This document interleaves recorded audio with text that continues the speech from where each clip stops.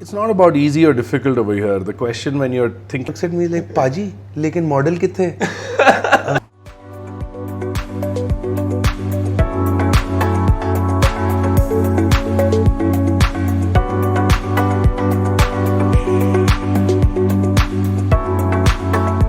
Hey community of awesome, what's up? This is boy Sagar Malkar. Welcome to our channel once again and welcome to a brand new video of In Conversation With. Today in studio we have an amazing personality. He initiated and pioneered aerial cinematography in this country. He's the reason you see amazing shots from the IPL, from the World Cups. He's the reason you saw those amazing shots from Gullyboy, from Sanju, which were from the air. Please give it up for the one and only Mr. Rahat Kulshreshtha.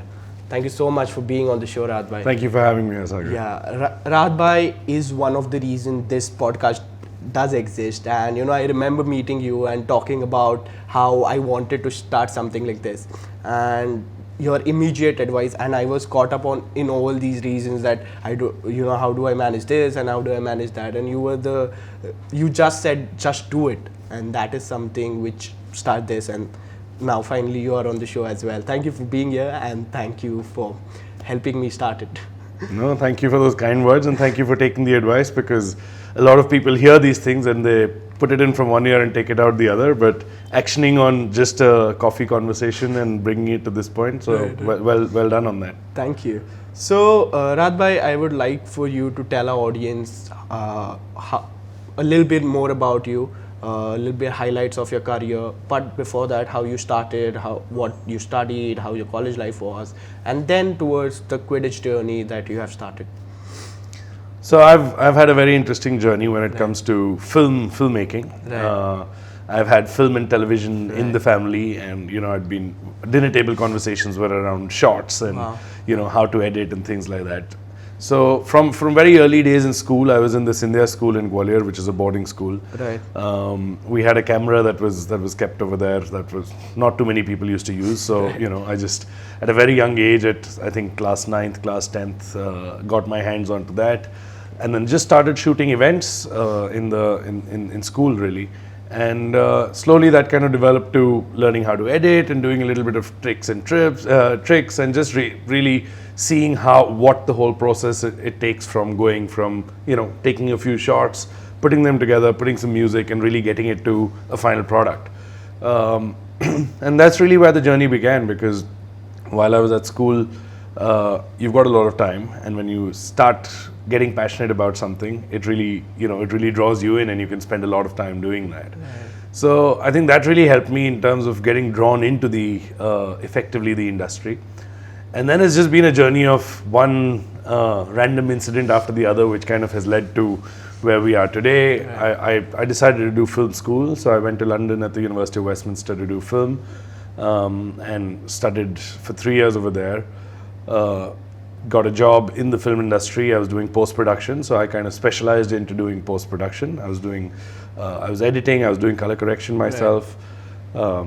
And it was a really exciting place to be, because at that time in London, the kind of projects that were going on were very independent cinema, and you got to learn a lot on the job, because independent cinema in England works on very systematic and very planned budgets, so you get to see how maximum efficiency can happen in film. And then and then from there basically moved back to India. There was something that just made me feel like there's a lot going on in India, and it's very easy to be sucked into that whole story of you went to England and you just stay back there and then you never come back. And I had a very deep connection with India, and I think because of that I wanted to just come back. So I came back with nothing in hand, no plans, no job, just came back and thought let's see what happens. Was there a bit of patriotism in there that I want to do, if I want to do anything in life, I want to do it out of the country that I was born in, or it was just like... There was definitely patriotism. I wouldn't say it was at the extent of, if there is anything I want to do it out of India. Right. But there was definitely a sense of belonging and a very strong sense of being Indian, which played a part in my coming back. With the job that I had in England, and the kind of lifestyle that I had, there was no reason to move back. I was living a great life. I used to cycle to work every morning, and work with some really great talent in the British film industry, some great learning and great experience. So there was no question in terms of moving back if I looked at it from a professional career standpoint. It was definitely a combination of career and a combination of a combination of having that sense of belonging and that sense of being Indian that was there, and also a combination of how social systems are back in India, where you can just meet somebody, become get along really well, and suddenly you're friends and you can catch up, and you don't need to make a plan every a month before. You can do it literally a week before, or a day before, or an hour before, and say that okay, let's catch up. So a lot of those kind of things played a role. But what was interesting in all of this was that I had no idea as to what I was going to come back and do. I was based in New Delhi at that time, and just very randomly I got a call from somebody saying that, hey, you're moving back to India in your last week of before you come back, do you want to shoot a music video? I was like, but I've never done a music video before. But they're like, hey, give it a shot. You've got London, and we'll fly down from India. There was a Punjabi band, and they wanted to just shoot a music video in London. And I was like, hey, that's a great opportunity. Why not? So they flew down to London, and I basically directed my first music video. It was a super exciting journey because I'd never done something like that before, and we shot London like crazy. We literally went all around the city and got some really incredible shots. Tried all kinds of editing techniques in that video, and that very randomly happened. And then when I moved back, suddenly there was this story that went around in the country saying that, oh, ye ek ladka aaya hai London se, aur ye music video banata hai. So, the moment in a small industry in Delhi, when a story like that kind of does the rounds, everybody wants to work with you. So at a very young age, I got very, very lucky. And I started getting music video projects. So as soon as I moved back, I started doing one music video after the other. And I directed some 8 to 10 music videos. And then I realized that this is not really for me. You got bored of the bling and all. No, it wasn't really bored. A lot of us are in the creative industry, and the reason why we're in the creative industry is because we enjoy creating. We do what we do less because of the outcome of money, or less because of a lot of the other aspects, but more because it's just a lot of fun to create. Like just to be able to create something from nothing is a lot of fun. The problem with the Punjabi music industry, at least for me, was that you were just creating the same thing. I would go with these great concepts because I'd seen a lot of music videos in the West. I used to consume a lot of that content to be able to improve my videos. And I'd go with these really large concepts, we'll do this VFX, and this will be the story. And I remember one where where I said very subtly in the back of this thing, we'll be able to help people to try and solve, at least put it at the back of their minds without saying it, in terms of no drunken driving and stuff like that. And this guy looks at me like, Paji. Yeah, you're in Ludhiana, not in Westminster. No, he looks at me like, Paji, lekin model kithe? I was like, kaun si model? He's like, no, we have to have a foreign model, and where's the sports car? I was like, but we just did that in the last video. And they're like, no. We do it again. Like, we have to do that. You can't. You keep doing what are the concept. So for me, that was a bit too much. I mean, I loved doing what I did, because at a very young age I was directing. I was getting to work with the best of cameras. I was getting to work with crews of 20, 25 people. I did projects in New York. I did projects in Thailand at the age of 22, 23, which is incredible. Great, yeah. So I mean, I can't discount all of that, but at the same time I realized that this is not for me. Not working, yeah. And that's when I decided to take effectively a break from what I was doing, just to recalibrate and understand what I can do. And that's when I did this thing called the Young India Fellowship, which is at the Ashoka University. So we will get to the fellowship. We have a coffee.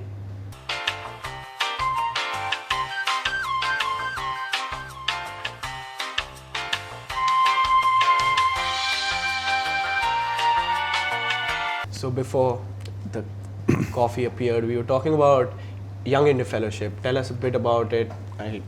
Tell our audience how it works and what it's like. So, the Young India Fellowship for me was quite an interesting journey.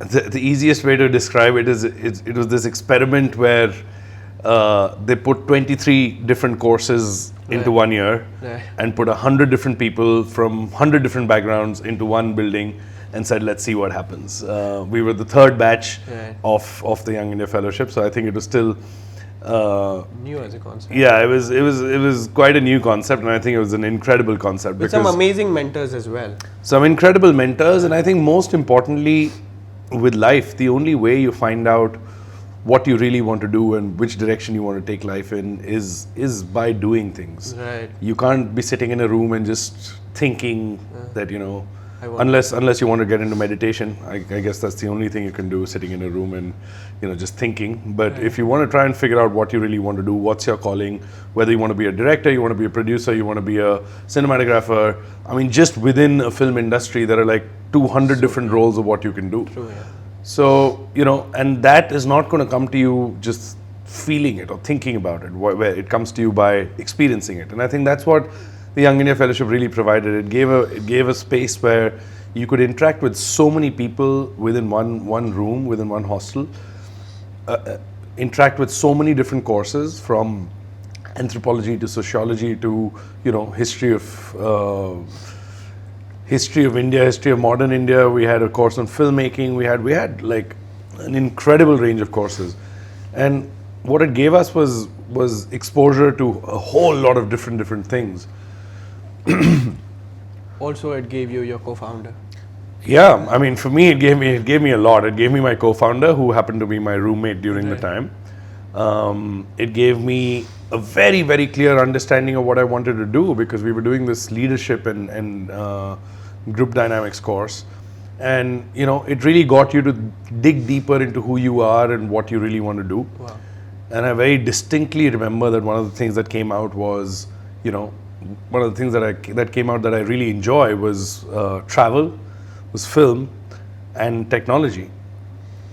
And looking at my life now, those are the only three things that I do for a living. And hence was born Quidditch. So yeah, so I think it was a very, very strong realization that happened during the time. Amazing, which kind of put this whole story together and said, hey, let's connect these dots and let's see what we can do with it. So, and yeah, most importantly, it gave me my co-founder, because I don't think I would have ever been able to do this. Awesome, we'll get there. So tell us more about Quidich, what Quidich does, what Quidich as a company has been doing, and how it's evolved over years. So Quidich started off as a drone company. We started off just doing drones for filming. We were very, very fortunate with our time. We got into the industry where nobody else was doing this. Today, drones are common knowledge. Common, yeah. Everybody knows about them. We got into the space at a time when, if you flew a drone in a sort of, let's say, a village or not a big city, people will get freaked out. People would look at it and literally like duck. They were like, you know, there's a UFO or something. Today, everybody, when we fly, people are like, "Arey, drone! Oh, this drone, this model." So, you know, the times have really changed over the last 4 or 5 years. But when we started, it was an incredible space to be, because there was nobody who was doing what we were doing. My parents thought that I was a little off my rockers with a plan like this, because I used to be on my terrace and I used to be flying this thing just to be able to get my hands, you know, completely clean in terms of the shots that we could get. And, you know, I'd be doing these things where I'd put a chair and I'll fly under the chair and I'd be coming out and flying again, and just to be able to get that perfect shot. And my parents were like, you know, this guy's we sent him to London, he's studied all of this, and now he's come back and he's just, you know, excited about this toy. Like, you know, at that point, all it looks like is a toy. And honestly, we had no idea where it was going either. It was, you know, with entrepreneurship and with new technology, it's anybody's guess what's going to happen. But I think with drones, it was a very, very clear gap that it was filling. We were basically filling the gap of very expensive helicopter shots in films and in broadcast. The only other way to get the kind of shots that we were getting was from a helicopter, where you were paying a per hour rental. You would need at least 2 months to be able to get permissions to be able to do a chopper shot. So what it was replacing was fairly clear. our timing was right, and the rest is what happened over the last 4 years, 5 years, where we got into the space. Our first big project was covering the elections Right. in 2014, and and this was while we were at the fellowship, and that is when Gaurav and me realized that there is some value in this what might we're be doing, big. Yeah. because if in 9 months of what we're doing we ended up with some 30-40 day contract, Wow. we were like, this definitely has some merit. So. Right, right. Well, after that, what are some of the, to name a few, some of the achievements Quidditch as a company has achieved? So we've had a very interesting journey. We've learned a lot on the way. Right. Sometimes the best way I describe these, at least the first 3 years of our life is of our Quidditch life is that this was an MBA that paid me while I was doing it, because there is just so much to learn. So we got into drones, we were doing filming, then we said, oh, we can do mining with drones as well, and then we realized we can do road mapping and we can do telecom tower inspections, so we did a lot of those kind of things as well.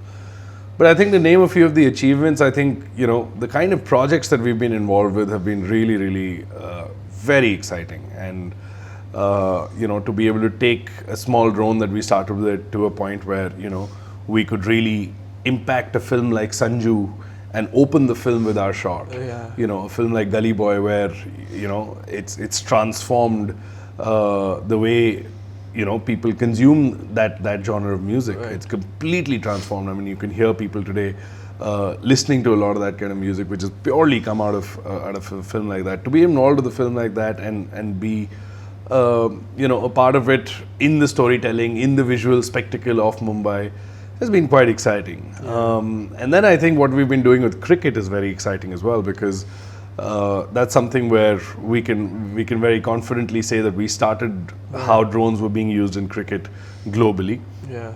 And what it does effectively for cricket is that it gives you a very, very good perspective from outside the stadium. For most of the viewers sitting at home who consume cricket, IPL happens across 9 different stadiums, Right. but all of the stadiums from inside look almost the same.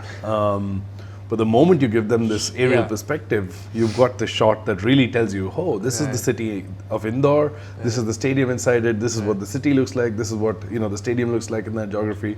You have a lot more connection with where the game is happening and what's going on. And then on top of that, we've, over the last 2 years, worked on developing augmented reality, which is again the first in the world, where we can do live augmented reality on the drone. So while the drone is flying up in the air, we can fire up these graphics, which are synced up straight to the core We'll scoring put some database. videos on the screen as well. So- and you are the only company in the world doing it right That's now. right. So Awesome. that's what we're able to do with that is pretty cool as well, because we're now not just impacting the beauty quotient of the broadcast, but also being able to add to the storytelling aspect of the broadcast, where you're showing these wide shots of the stadium, and then on top of that you're being able to correlate it with what's happening in the game and deliver some very, very compelling statistics and details about the players. Awesome. You have some other innovations as well, which we'll talk further in the segment. I'd like to ask you, in this journey, it's been 6 years now. As Quidich grew, as the drone, as industry, drone as industry grew, there were regulations that came in, and drone has become this whole new market. I remember I was sitting, I was in this networking event and I was talking with industries, and how they were telling me how drone as an industry has become such a hotspot to be in. So I'd like you to tell our audience what all can be, in what all industries can drone enter, and spearheadedly change the whole industry. And I know Quidich has done it in many industries like mining, and mine mapping and all that. What are other industries that you feel like can be revolutionized with the uses of drone? So, if you think about it, Every if you reverse the question a little bit,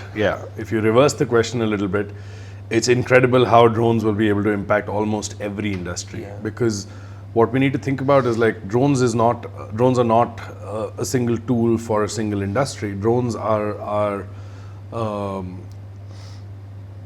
tool that can be used in very, very different ways. think about the first time when cars came out, you know, the obvious thing to think about was, oh, cars are for transporting something from one point to another.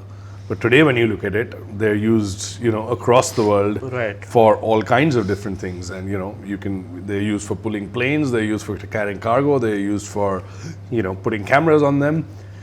You know, you use them for so many different applications, and you know, drones are like that. So I see some of the very big applications that I see are definitely transport. In the next 10 years, within our lifetime. Amazon is also working on it, right? Amazon is working on cargo deliveries, where you're going to see, you know, and that's not even 10 years away. That's like literally, you know, it's already happening. It is, yeah. Maybe 5 years in India, you'll see things being delivered to your doorstep. With a drone, yeah. With a drone. So in terms of what the possibilities are with the technology, they're absolutely endless. I mean, for me, what is very close to my heart is the applications of drones in disaster management, you know. You did some projects during the earthquake as well. Talk a bit about it. So, you know, that's very close to my heart to be able to see how a small piece of technology, which is not very inexpensive, can heavily contribute in saving lives and speeding up the current processes that exist. So, you know, in terms of the kind of industries that it can impact, I mean, even what it's doing in agriculture is quite phenomenal. I mean, to send a drone out, map out the whole area, know exactly, you know, it can do predictive analysis of pesticides, and then send another drone that just sprays on top, you know. So that question is really, really wide in terms of what the possibilities are. So the future for drone industry really looks big and huge. Yeah. So the future for the drone industry is massive. Yeah. But the challenge with any industry is that, you know, it takes time to be able to grow.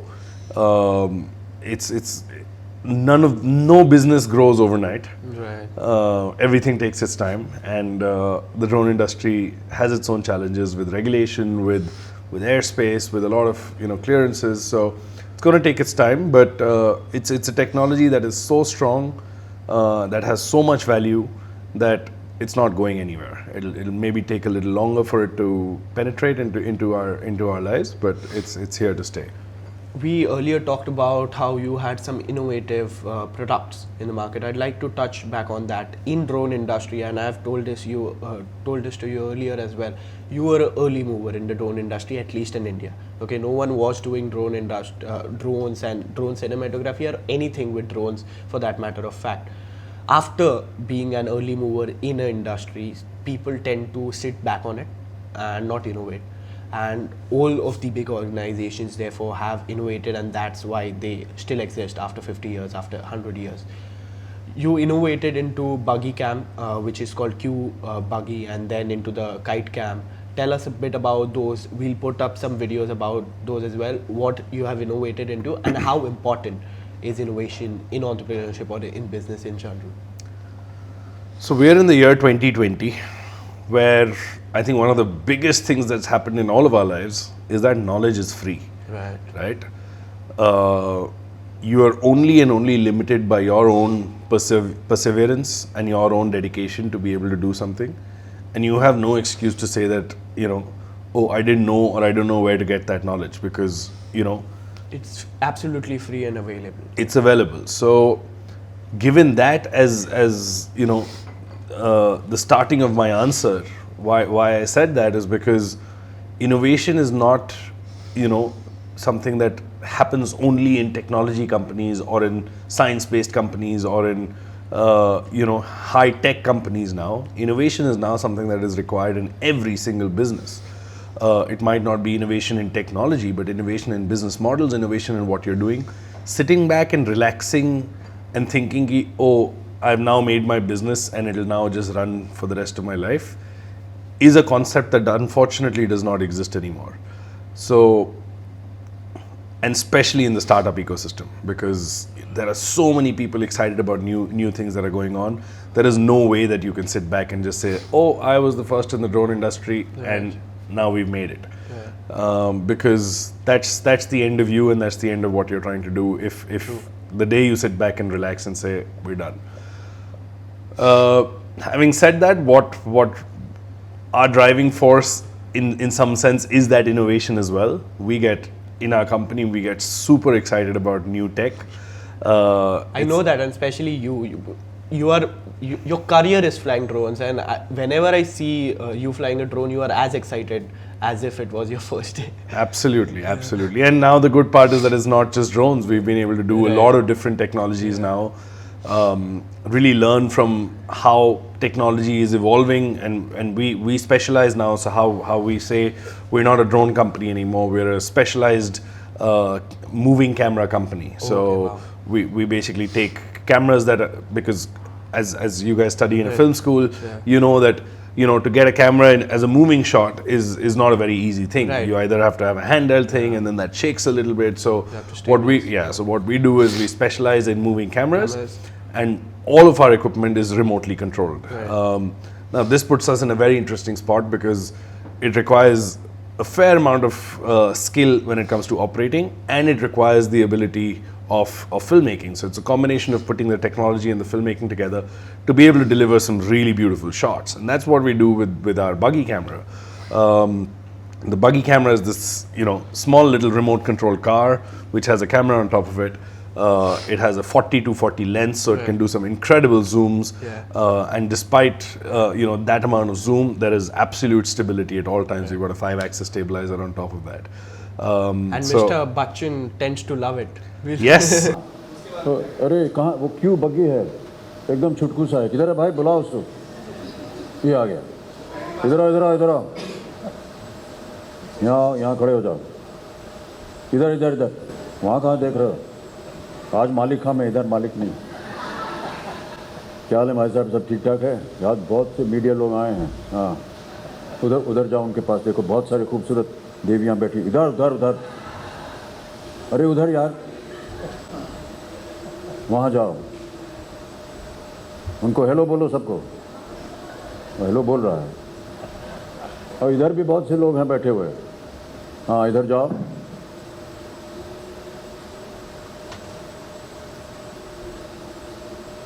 बहुत आदर सम्मान करता है हमारा sir नमस्ते कर दीजिए उसको बेचारा कब से अपना सर हिला रहा है आ जाओ वापस आ जाओ thank you so much thank you Q बगी थैंक यू वेरी मच अब आप जा सकते हैं जाइए बहुत बहुत धन्यवाद आपका हाँ sir That was one of the iconic places where it got used, and it got used really, really well. The director and the director and the DOP used the buggy so well during the Kaun Banega Crorepati show this time. The show would start with Bachchan Saab walking through that tunnel and walking into the set. When the person hit 1 crore, the buggy would do this 360 and it would do 3-4 rounds. It's so exciting to work on these projects with people who've been doing this for so long, because they can really push you in terms of the limits of your technology and say, all right, can you go faster? Can you increase your turning radius? Can you reduce the sound on the... So, there's so many things that you have to keep innovating, even after saying, okay, now I have the coolest buggy in town. I have the coolest camera that can go on top of it. I have the best equipment that is possible. And you're like, oh, but there are still 10 more things that you can do on top of it. So, despite having the best of class equipment, there is still a layer of innovation that is required in the way you visualize the shot, in the way you visualize your frames. And that is where your filmmaking skills also come in very handy. Absolutely. So the whole first part we talked about Quidich and Quidich as a company. Now, one of my main motives of starting this, and you asked it before the show, what do you want to achieve with this, was to reach out to people who want to get started. And that's where I want to ask you that, tell us about some setbacks that you have had in this journey, because I know how you tell that every day is like, should I quit? But then you are just persistent enough to go ahead. And in this journey, what were some major setbacks which you like, nah, don't want to do it? And especially with the drone regulation in this country, like how does that work? How does one deal with setbacks in the entrepreneurship journey? So I'm just going to correct you. I don't think I feel like I want to quit every day. No, when you started at least, yeah. I mean, entrepreneurship is a tough journey. Initially, I'd always thought that, everybody should do it. It's the best thing in the world, to be able to be your own boss and to be able to do some stuff that you really enjoy. And, it was the perfect combination of everything.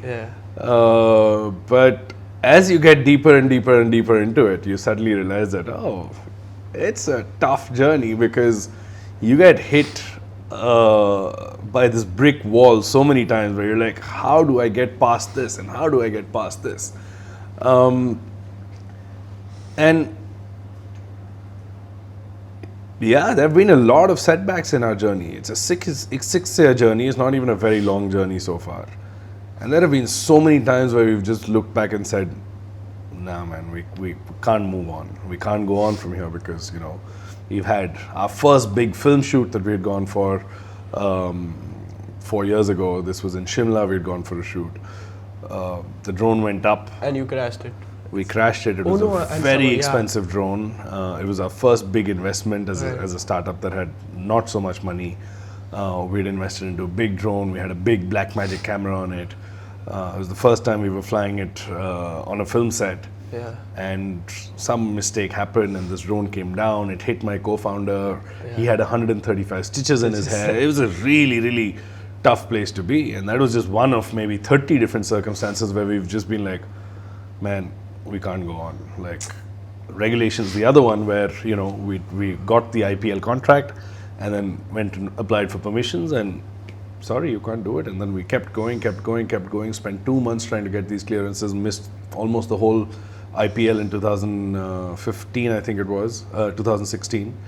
And, you know, we were just like, we spent 2 months of our life. We couldn't do any other work because we were busy getting these clearances. We didn't get the clearances, so we couldn't get paid. And, you know, we don't have money to pay salaries. So, you know, you're suddenly in a place like, how do I scale this business? Because, so there have been a lot of setbacks. We've had all kinds of situations that have happened with us, which, you know, which have constantly reminded us that, you know, you got to just keep going on.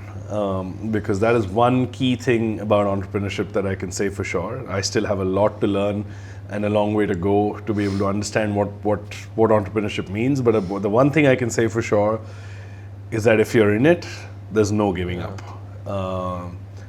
Because the day you give up, you know, that's it. That's it.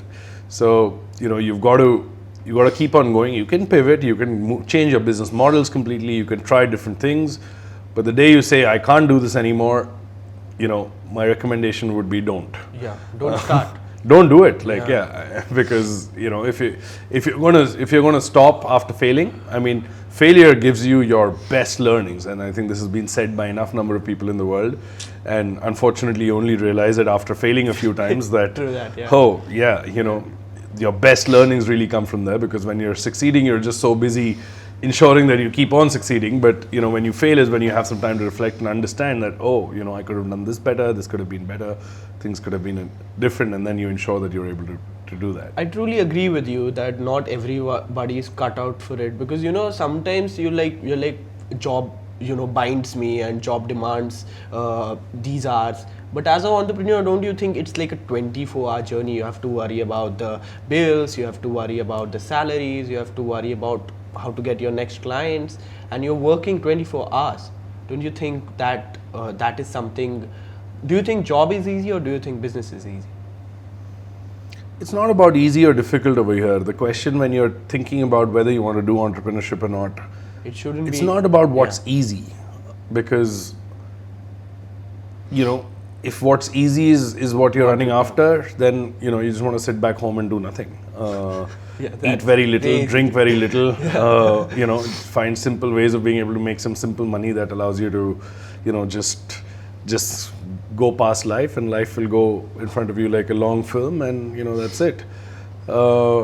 Easy is not the metric of deciding what you want to do. It's really about finding your why, finding your purpose, and chasing that. And I think if you start spending time thinking about what you want to do in life, who you are, why you're doing what you're doing, those are the kind of questions that really drive you towards entrepreneurship. Because, like I said earlier, it's not an easy journey. There is no hours, there is no certainty, there is no method, there is no plan. There is, you know, when you start up, there is just so much that goes on, and you've just got to, you know, learn as you go, you know, hustle your way through and get to a point where, you know, you can make it all work. if you're just asking the question about easy or difficult, probably doing a job, a simpler job would definitely be easy. But the metric here isn't easy. The metric right, is what do you really want to do? Want to do, yeah. A lot of people are very happy in a job, and job. that's perfectly all right. If your purpose and your calling is, oh, I want to make enough money that I can travel once a year and I can go and see the world, and my job allows me to do it, then perfect. for you, yeah. But for me, it's, I want to wake up in the morning and be like, Excited to what you want to do. Yeah. let's live this day. I see this happening to myself very often, where if 5-7 days in a row I wake up and I don't have that feeling, I know something's got to change. Yeah. So for me, that feeling is that feeling of excitement, that feeling of doing something that's crazy, that feeling of being able to innovate, that feeling of being able to create something out of nothing is what drives me. And True. Yeah. If that's what I'm getting every day, I'm not sitting and counting hours, and I'm not sitting and counting how much hard work I put in. I'm sitting and saying, oh, what can I do today and what can I do tomorrow? And that is what keeps me going, that okay, how big can I make this? How exciting can I make this? How many lives can I impact? How many people can we bring on our team who we can teach what we've learned and get them to operate? And so for me today, one of the most rewarding things that I've got out of doing what we've been doing is really to see the impact that we've been able to create with our team, to watch our teams grow at the speed at which they're growing, to learn new technology at the speed at which they're learning, and then to be able to deliver the shot, for cricket. It's one of the most beautiful things that happen in our office, where the director on cricket, when our buggy gives a good shot, Right. says, "Wah, buggy, wah." And to see our operators just so proud when that happens is such a good feeling. So for me, those kind of things are what keep me excited and keep me going. So hard work and putting in the hours is not my metric. It's am I enjoying what I'm doing? Right. When you're young, people ask you ki, what do you want to do in life, and what is life about, and there is this very simple notion of, oh, I want to be happy. Wow. Yeah. And really, that's what it's about. That's the point, yeah. That's, what do you want to do? You want to just be happy. That's what you want to earn money. Why are you doing it? Because you want to be happy. You want to drive the car. You want to, buy a house. Why? Because you want to be happy. If everything is leading to that eventual, this thing that you're trying to create what you're doing just to be happy and content. And if you can achieve that in your journey, rather than it being a goal, if it can be your everyday journey, I think that's a very, very exciting way to look at it. And Awesome, yeah. and in that respect, then your hard work is not a metric. True. It's are you enjoying what you're doing? If the answer is yes, then just keep on doing it. Right. Awesome. In an industry which is fairly new now, not so much, but again, it's very newborn. In an industry like what do you think are the challenges that you faced early on, and what have you learned out of it that the people starting now in any industry can grab onto and understand? What have the years that you put in taught you in entrepreneurship? I think one of the most important things that I've learned so far with what we've been doing, especially in this industry, is patience. The stories that we unfortunately hear on our news feeds and in the papers are all the success stories. You hear how an Ola got to being Ola, and the story is almost told like it happened overnight. Right. You hear all of these big stories that happen out of India and abroad, which are super successful stories. But the journey, that the hard work and the grit that goes behind it is gets kind of lost in that story. And that is really what I've learned in doing what we're doing. And we're still nowhere close to being able to call ourselves successful. We have a very, very long way to go ahead of us with what we're doing. But the one thing that I've learned in this whole journey is to be patient. Because with all these stories that we keep hearing in the news of all these success stories, there is this certain sense of urgency that, oh, I want to quickly raise money. Oh, I want to quickly do this. I want to quickly do that. I want to quickly be the most successful company in the world. And business and entrepreneurship doesn't happen quickly. It's it takes its time. Industries take time to be, and we're in an industry which is just growing. We haven't got into in an industry which was already existing. So we couldn't go and say, oh, there is this model, let's copy this model and let's do it here. You know, you can do that with a factory. You see another factory and you set up another factory in another geography and you've got customers. In our case, you're literally setting up, an industry within a country. And there is just so many roadblocks and hurdles that you have to keep jumping over and keep crossing, that if you're not patient about it, it becomes really, really tough to be able to navigate those. I mean, in our case, one of the biggest hurdles have been the regulation. I can very confidently say that had we been in another country, we would have probably been at least 5 to 10 times bigger than we are right now. And I don't say that with any disrespect or any, with any regret. I'm still very happy that we set up in India and that we're based here. But drones are a challenging thing to regulate, and True. it's taken its own time. We're still in a place where we don't have a functioning, proper regulation in place, and a lot of companies over the last 4 years we have seen in front of us have come and disappeared because it's hard to operate in this kind of a situation. Thankfully, our team was such that we just said, we've got to persist and we've got to continue, and there is no other way of being able to, if we want to do this, we've got to just keep going. And we just kept going, and we spent months and months and months with the regulators to figure out how we can get past this. Even today, when we do a big show, we've got to spend almost 2 months trying to get the clearances for it. But we do, and you've just got to work with it, work around it, and see what best can be done. We realize that with the drone industry, one of the key things that need to happen is that the industry needs to get together and be able to help the regulators solve the regulation, because it's not an easy thing to regulate. You've got 20 different things to care about. You've got aviation clearances to worry about because you've got manned aviation. You've got security to worry about. You've got surveillance and people misusing the equipment. You've got privacy to worry about. There's a whole bunch of things that comes together when you look at the technology. So one of the things we did to be able to try and support the whole ecosystem of regulation is build the federation and an industry body that brings the whole industry together. So we built the Drone Federation of India.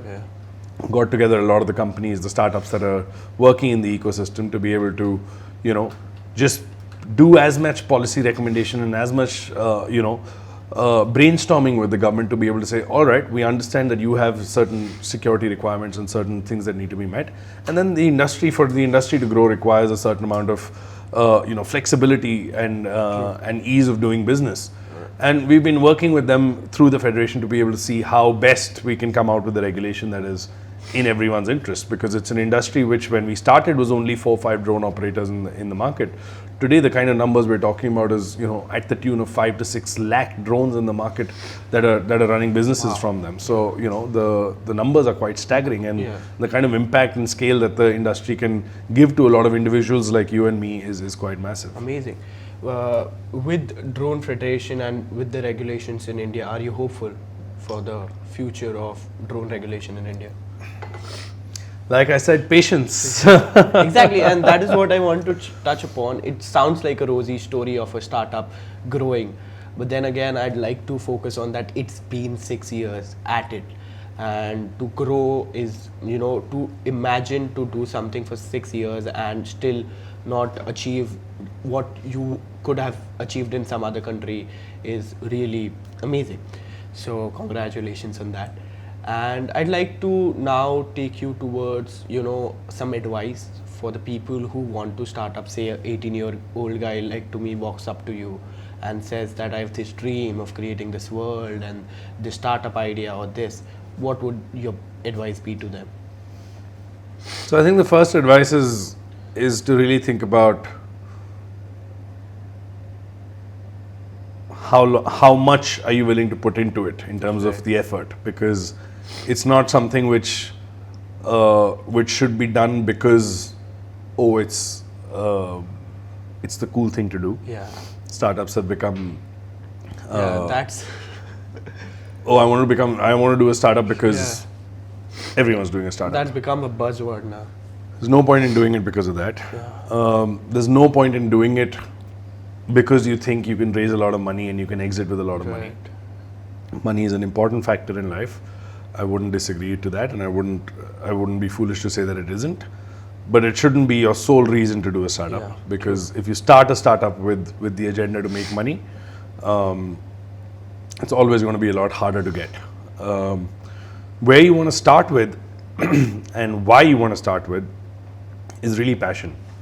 You got to find what is it that is making your tummy go like, yeah, I really want to do this, like, you know. And if you've got that feeling about an idea, and you feel that, you know, you're willing to put in a good amount of time and a good amount of hard work into it, then the only thing to do is just jump into it. Because all you want to know is that you've just got to keep on going, keep hitting at it, don't give up, and something or the other will come out of it. Right. It might be dramatically different from what you thought you were starting to do, and it might be dramatically different from the dream that you thought that this is what I'm building. Things change, ideas change, things evolve. You'll suddenly get into the real world and you'll realize, oh, that business model that I was thinking about made no sense. But I can take that and do this and this and this and build 3 layers over that. You'll meet 10 people because you were thinking about this, and those 10 people will give you 5 other pieces of advice, and you'll be like, oh my God, I suddenly hit something completely new. Yeah. When we started, we had no idea that we'd be driving a buggy or we'd be operating a kite cam. A kite cam is this indoor spider cam setup, which, you know, you've got these 4 points and this camera can now fly around. When we started, we had no idea we would be doing things like this, but, you know, today it's a very, very integral part of what we do. So, you know, the real advice is, if you're passionate about something and you feel that you can jump into it without saying, oh, I've been doing it for 6 months, I've been doing it for 1 year, nothing's happening, what do I do, what do I do, what do I do? If you can just not worry about the what do I do bit and just jump into it and say, I'm going to do whatever it takes, but I'm going to do it, then just do it, because then there's nothing that can stop you. You know what I think about that is also that even if you don't get the money or the fame that you're expecting out of it, you'll get the satisfaction of scratching that scratch at least. You know, of course, there you'll build a network that can be, you know, used later and all of that. But at least you'll have that satisfaction of doing what you wanted to do. Amazing. So the later question, what I want to go towards is that if life, if you sit back and relax and see your life go past by, what do you think till now has life taught you? And like a principle, 2, 3, whatever you feel that you think you knew earlier when you were out of the fellowship, you knew right back then. Of course, that doesn't come that easily, but maybe you can help someone understand where understanding is coming from.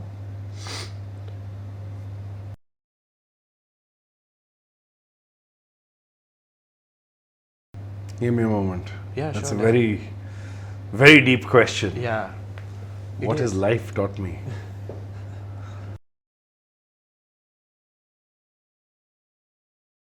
So I think there are 2 things that I can think off the top of my head. Right. I would love to go back home and think about this question actually, but it's quite an interesting one. I think startup life doesn't allow you to think about these questions. What has life taught you? Wow. So I think 2 things that you know are thoughts that keep coming to my mind and that I find quite interesting is, we all know that there is no substitute to hard work, right? Hard work is a given. You got to keep working hard if you want to make something great, and you want to make something big, you want to make something innovative. You got to work hard. But I think with a combination of working hard, there is a very deep requirement of working smart as well. And I think that combination of working hard and working smart is a learning that I've been developing and trying to understand, because Do you think you worked smart from early? Like, I've seen some people whom it comes very naturally to work in a certain way, and which turns out to be the smart way out. Do you think that came to you naturally, or that is something you developed while you went on the journey? I think I'm still developing. Right. I think I'm more of a hard worker than a smart worker. Definitely, yeah.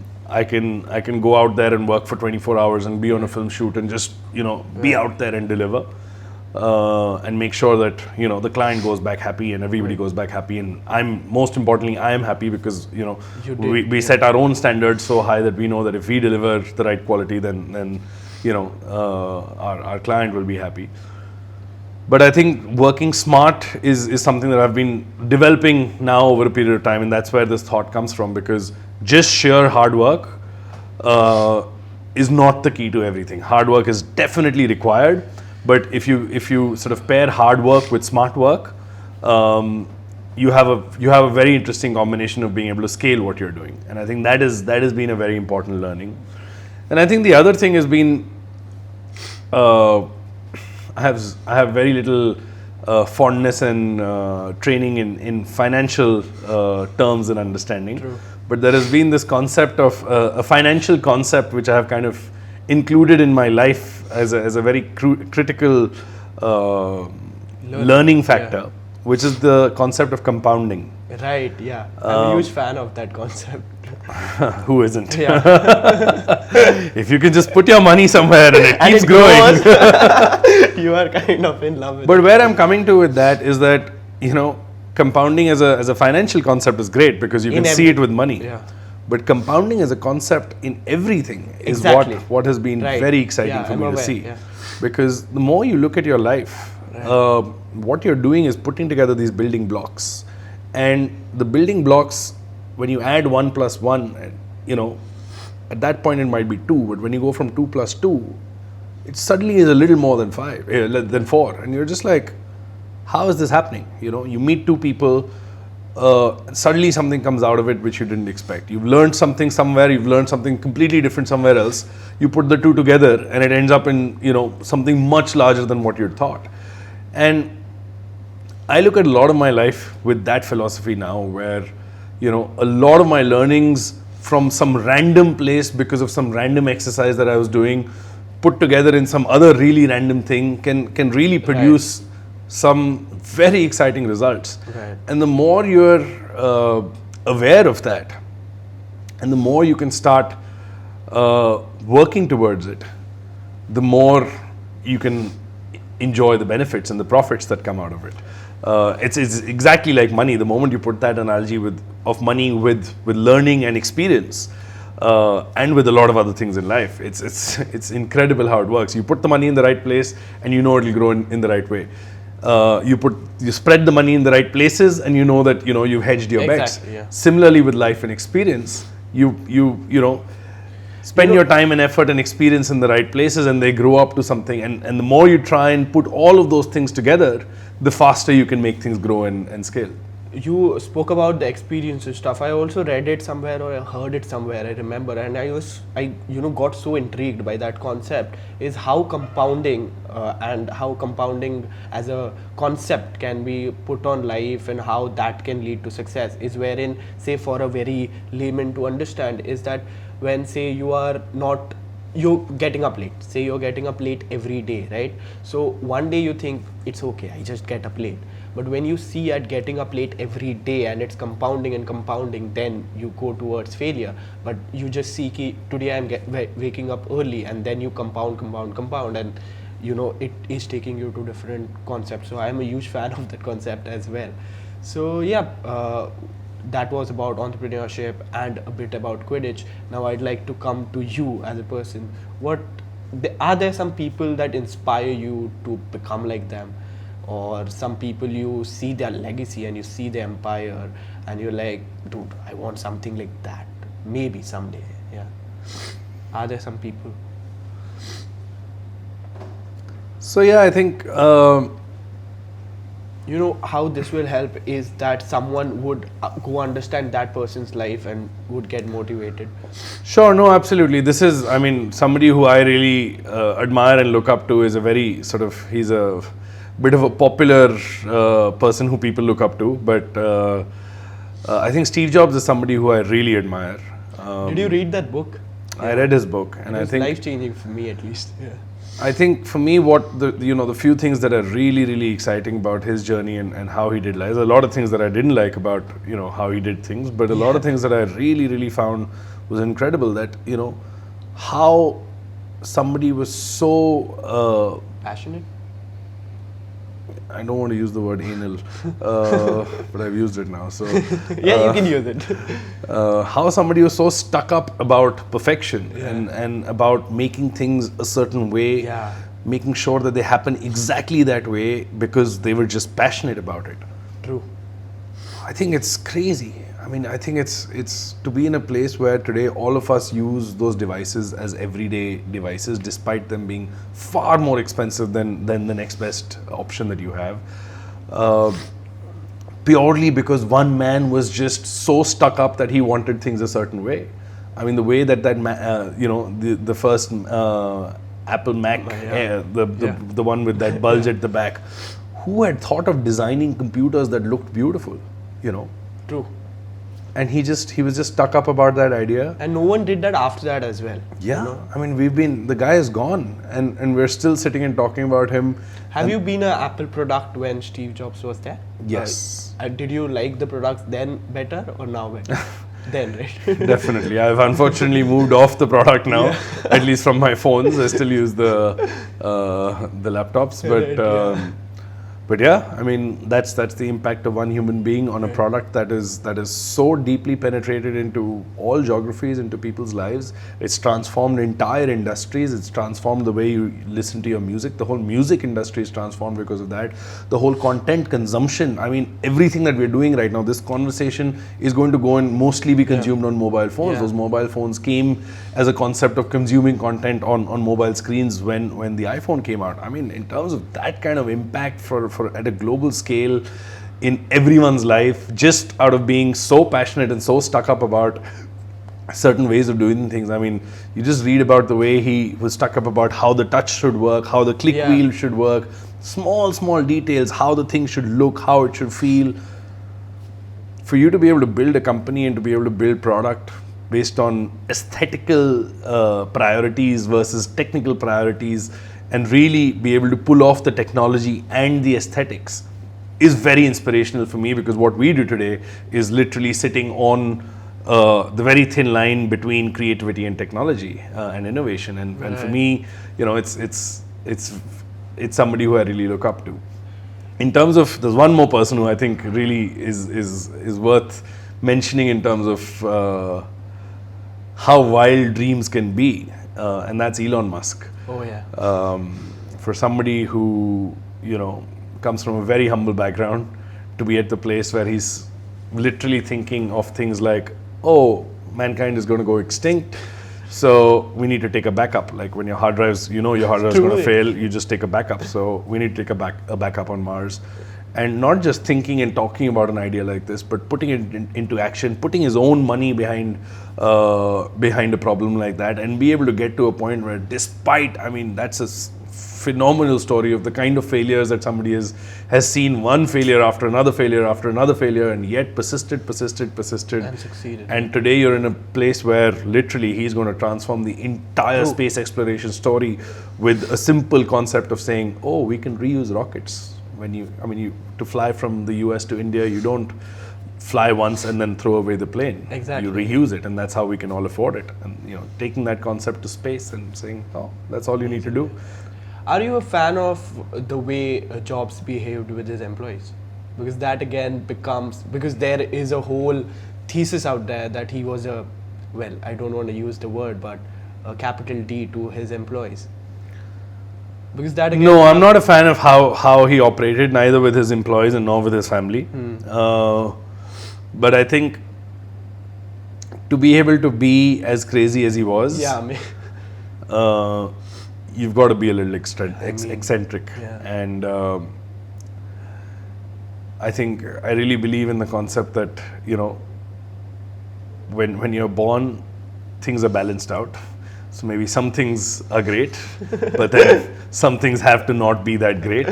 And you look at any big personality, you know, there are great things to say about somebody, and then there are equally bad things to be able to say about them in some other aspect of their lives.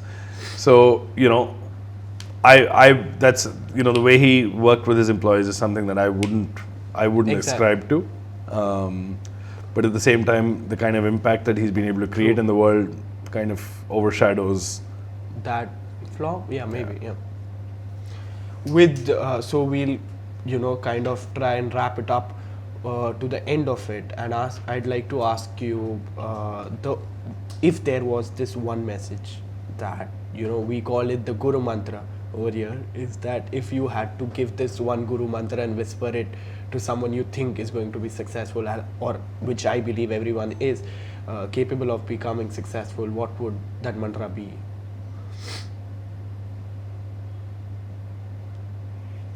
I think I've said one or two things in those Yeah. lines already. I'm just trying to think about Yeah. if there is something else that I would like to add.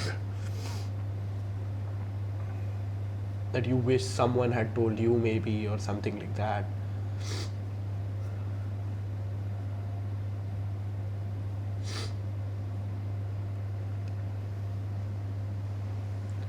I think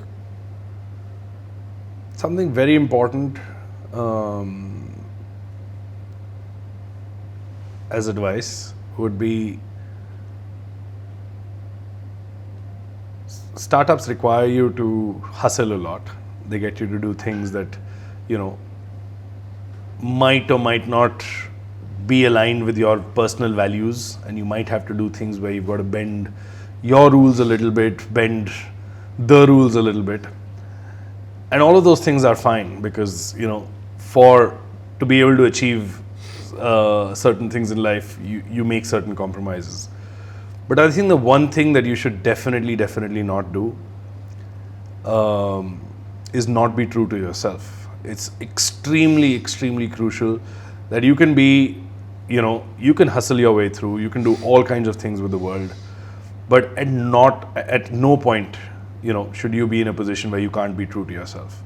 When you stand in the mirror and you look at yourself, you want to be happy with who you are. You don't want to be looking and saying, yeah, you're a bit of a dodgy guy. You shouldn't have done that. You don't want to be lying to yourself, because that is something that can take you down a spiral path which there is no coming out of. The moment you start being untrue to yourself, then probably nobody can help you. And I think that's very crucial, because at the end of the day, you've got to go back home and you will sleep. And you will not be sleeping. In your sleep, you're not with anyone else. You're not with your wife, you're not with your partner, you're not with your girlfriend, you're sleeping with yourself. And when you sleep, you got to sleep Soundly. peacefully, Yeah. right? Make less money if you have to, lose the biggest contract in your life if you have to, but be true to yourself. Wow, amazing. Yeah.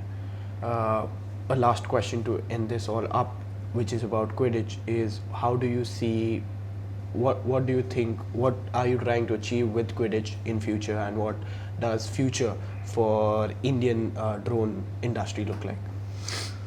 So for us, it's now not just about drones, it's about moving cameras and stabilized cameras in the film and broadcast industry. It's about innovation and creation. It's about giving shots that have never been possible before. That's what we do. Where we're going with all of this is being able to provide service which is of incredible quality, being able to innovate on technology which doesn't exist anymore, which doesn't exist at the moment, and to be able to scale all of this at a global level. For me and Gaurav, my co-founder, one of the biggest things that excite us in everything that we're doing is that we have the potential today to be able to scale this as an Indian story for the globe. There are very few companies that we have that have been able to create a very big impact on the global level. For us, that is something that is very exciting for us, to be able to be a company out of India that can go and impact sports and films across the globe. And this year and the next few years is for us is going to be about global scale. It's going to be about taking the small little company that started out of garage to be able to go out there, deliver projects across the globe, in Australia, in South Africa, in America. And this is stuff that has already started this year, and we're very excited about that. Exactly. And to be able to scale all of what we've learned over the last few years to the international market, where we can deliver quality at a price which nobody's being able to do. Awesome. I think Quidditch is already doing it, putting the Indian drone industry on the world map with the AI that you're doing in drone, and you are the only company doing it in the whole world. And I wish you all the luck with Quidditch and with your whole journey as Drone Federation of India. Is there any message that you so that's all from my side, but is there any message that you would like to give? So our audience is more of young, but there is also equal amount of audience who are in their 40s and 50s.